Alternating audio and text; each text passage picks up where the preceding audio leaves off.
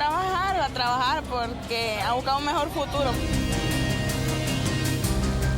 Preferimos pasar hambre en otro país que quedarnos a morir en Venezuela.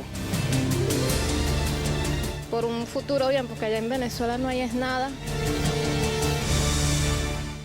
Bienvenidos a Plomovisión 24 horas de opinión. Nuestros migrantes venezolanos de la región siguen atrapados dentro de sus propias circunstancias. Se movilizan de un país a otro buscando estabilidad y a veces logran regresar a Venezuela encontrando un país aún más deteriorado de lo que lo dejaron, lo que los lleva a emprender un nuevo viaje. Hoy, en Obligados a Salir, veremos que mucho depende de las políticas y voluntad de los países de acogida de promover una migración segura, ordenada y regular. En esta oportunidad queremos resaltar las buenas prácticas de las autoridades de Costa Rica, quienes crearon una categoría especial de protección temporal complementaria para migrantes venezolanos, nicaragüenses y cubanos, a quienes se les había rechazado sus solicitudes de refugio. Hablaremos con Inés Estela, vicepresidente de una organización sin fines de lucro denominada Alianza BenCR, integrados por propios venezolanos, ayudando a venezolanos desde hace 3 años. Y ya nos encontramos directamente desde Costa Rica conversando con Inés Estela. Ella, como les he manifestado anteriormente, es la vicepresidenta de la Alianza BenCR, que es la organización de venezolanos para ayudar precisamente a venezolanos desde hace varios años. En este momento vamos a conversar, obviamente, de todas las actividades que ha desarrollado esta organización en el tema de asesoramiento, de orientación migratoria a todos los migrantes venezolanos, pero vamos a comenzar como por lo más noticioso, precisamente porque nosotros estamos en este caso aplaudiendo. Durante esta semana se dieron una noticia buena y una mala para los migrantes venezolanos. La mala vino desde Chile y ahora la buena entonces viene desde Costa Rica, país que acaba de otorgar una protección temporal complementaria a migrantes venezolanos, nicaragüenses y cubanos que le han denegado su solicitud de refugio. Cuéntanos directamente desde Costa Rica, ¿cuál era la situación de estos solicitantes de refugio venezolanos allá? Y bienvenida. Gracias Adriana, un placer. La situación de los migrantes venezolanos en Costa Rica es la siguiente. Cuando un venezolano llega, se decanta por 2 posibilidades normalmente. Una, solicitar refugio, esa es la que más se ha solicitado últimamente. Y la otra era solicitar otra categoría, como representante legal de una empresa o si tiene algún vínculo con costarricense o como inversionista. Esas visas se hicieron mayoritariamente antes del año 2017. A partir de allí ya la gente venía con una necesidad mayor, no tenía el capital para poder invertir y solicitan refugio. La situación de los solicitantes de refugio en Costa Rica es una situación de importancia porque no solo son los venezolanos los que llegan a solicitar refugio, sino que también están viniendo cubanos, pero en una grandísima proporción son los nicaragüenses. Los nicaragüenses, con la situación de Nicaragua, con la situación de Ortega, están emigrando masivamente. Hubo una nueva ola de migrantes solicitantes de refugio en Costa Rica. Hay que considerar que Costa Rica tiene más de un 10% de la población es migrante y mayoritariamente nicaragüense. Es una proporción muy grande dentro del país. Entonces, a Costa Rica le conviene tener a los migrantes regularizados, pero por el otro lado, pone ciertas trabas también por el tema de la organización. Cómo incorporar legalmente representa un reto muy grande para un país. Entonces tenemos la situación siguiente. Se calcula que la mitad de los venezolanos que llegaron o que han llegado hasta ahora han solicitado refugio. En el momento... ¿Estamos hablando, Inés? ¿Perdón? ¿De cuánta población específicamente estamos hablando? Yo creo que los solicitantes de refugio en este momento deben estar alrededor entre unos 9 y 12 mil venezolanos.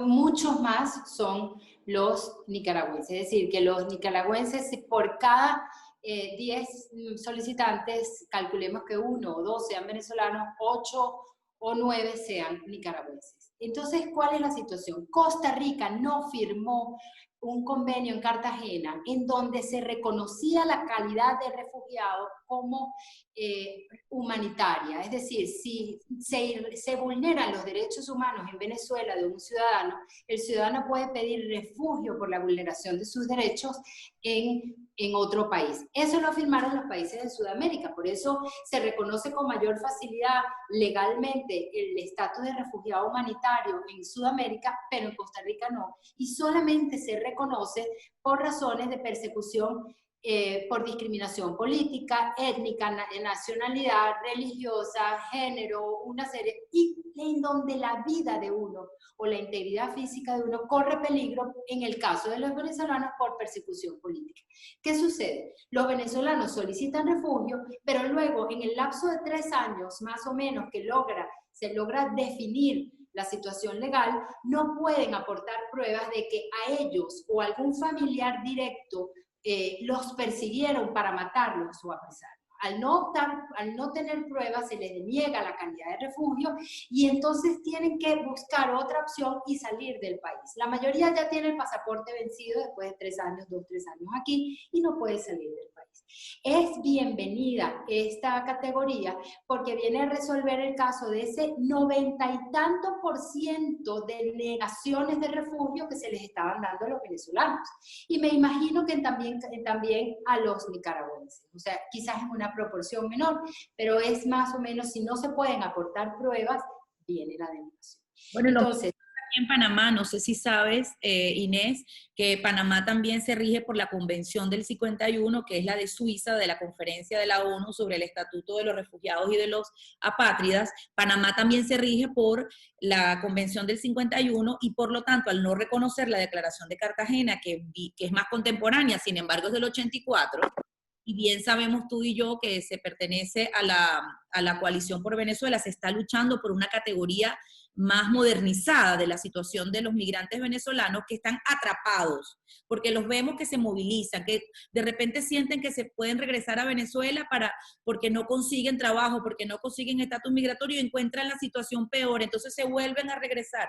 Es una migración que está atrapada en su propia, y no hay una respuesta humanitaria de todos estos gentes para clasificar la situación de los venezolanos. Mi pregunta es la siguiente, yo leí en este caso la protección temporal, el documento, y el espíritu del mismo es bastante proactivo. Me encantó leer que los Estados miembros un poco se apalanca dentro de aquello que los Estados miembros de la OEA manifestaron sobre reconocer la verdadera contribución de los migrantes a los países de acogida, y en este caso hablan de lo que es una migración segura, ordenada y regular, que es que de esa manera que van a poder aportar positivamente. Cuéntanos entonces, porque dentro de esto vemos que se les ofrece inclusive la posibilidad de trabajar. Está estipulada la posibilidad de trabajar.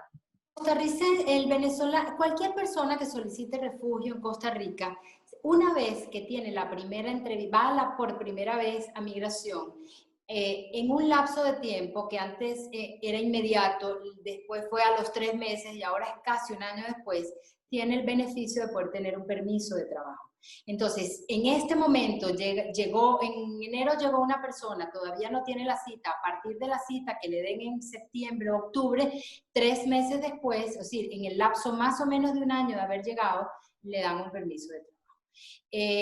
Al solicitante de refugio y puede trabajar durante todo el tiempo hasta el final de la denegatoria, de todo el proceso, de todo el trámite. Es interesante porque durante todo ese proceso la gente trabaja. Cuando a uno se lo niegan, te quitan el permiso de trabajo y te quedas con una familia que ya está constituida, tienes un trabajo, estás laborando formalmente o tienes un emprendimiento, has contraído deudas, tienes a los niños, si son familias, ya los niños están acostumbrados a estar en su trabajo. Entonces, quitarle ese beneficio es terrible.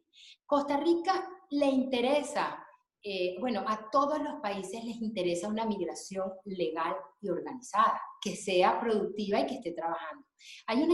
Con respecto a eso, la pregunta que me hiciste, hay una estadística muy interesante que sacó la OCDC en el 2018, encuentra que en Costa Rica la migración aporta al PIB el 12%, y la mayoría son nicaragüenses.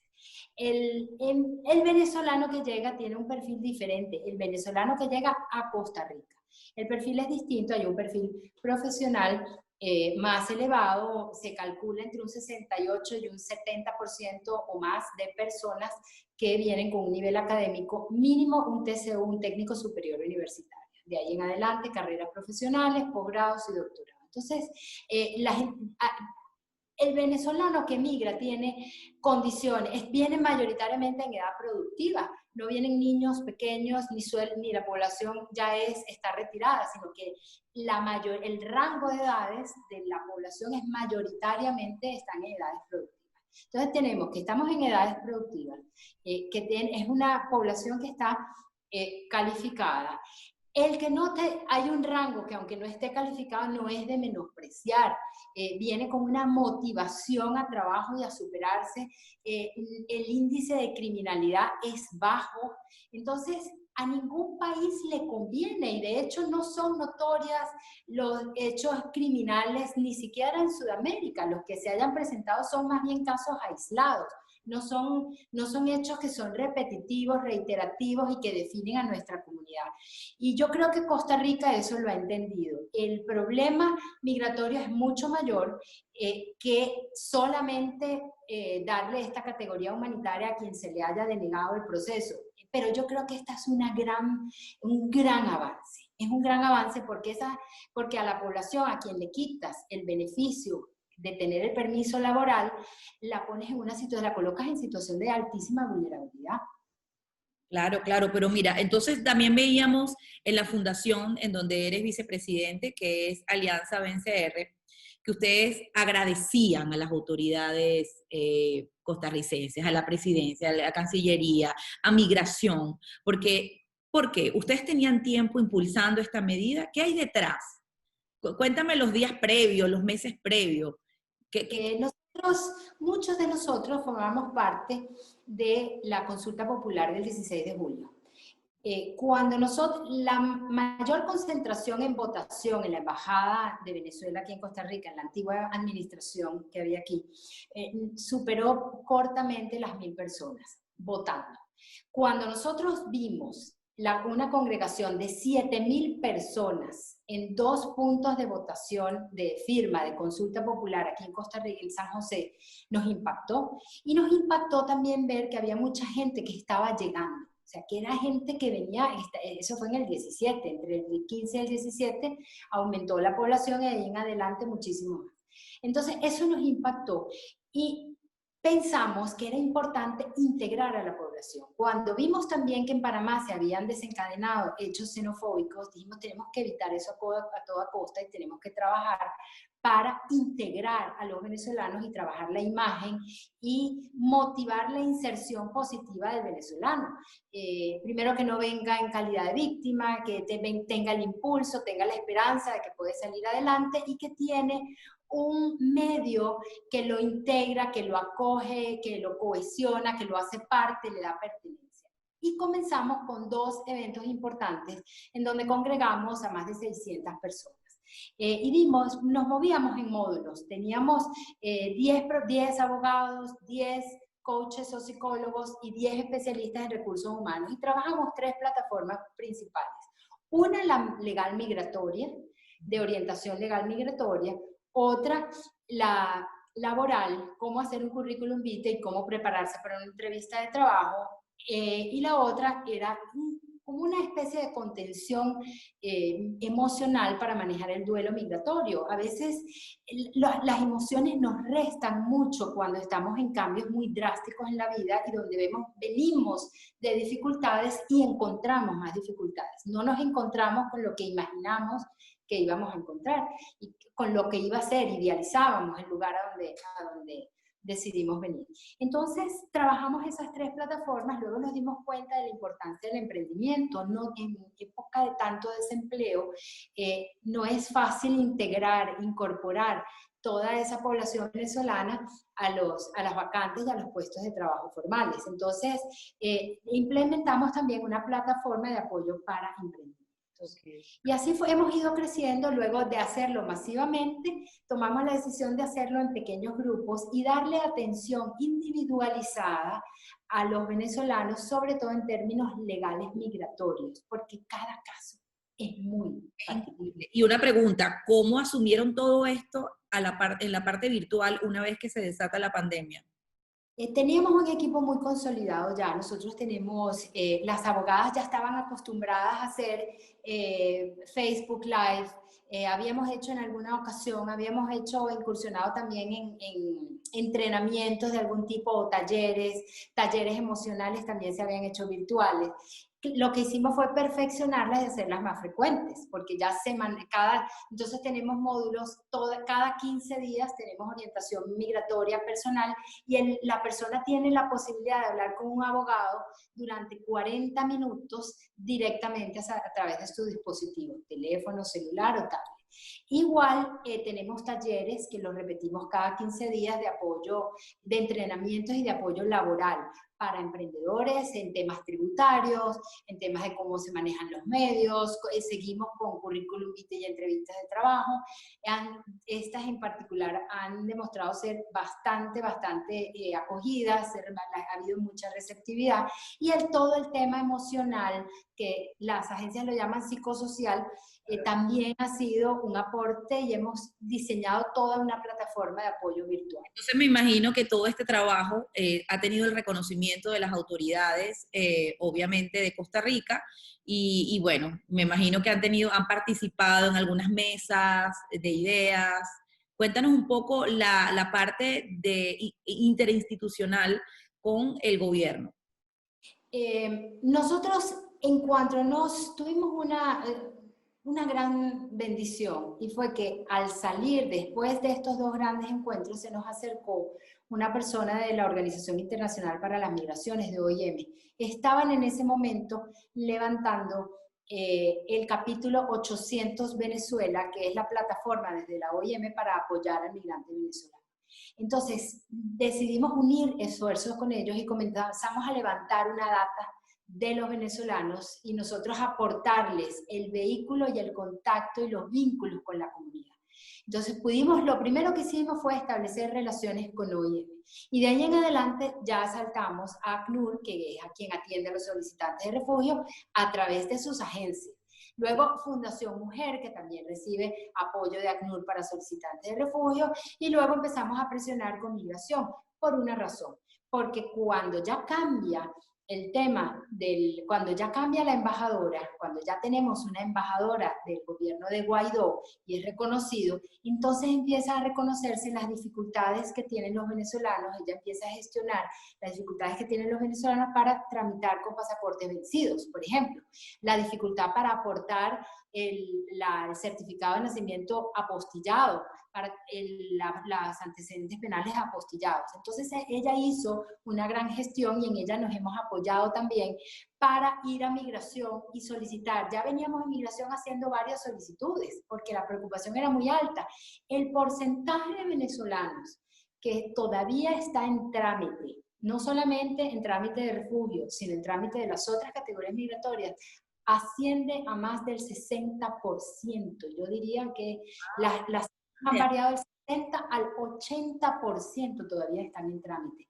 Eso coloca a la población en una situación de mucha desventaja a nivel laboral para poder subsistir. Es engorroso, en este caso, bueno, ya se está solucionando una parte, pero ¿a qué le atribuyes eso?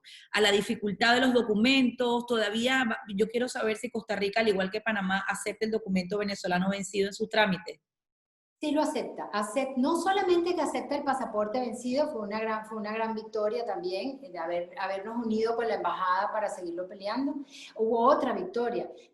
Lo que se necesita es el certificado de nacimiento, la partida de nacimiento certificada, y aquí la valida la embajada. Entonces no hay que apostillar, ya no es indispensable la apostilla para que un venezolano tramite sus documentos. Y eso tiene un gran valor, porque hoy en día no están saliendo apostillas y no es fácil salirlas, se te va el trámite y se te excede el tiempo y hace que se te venzan los procesos.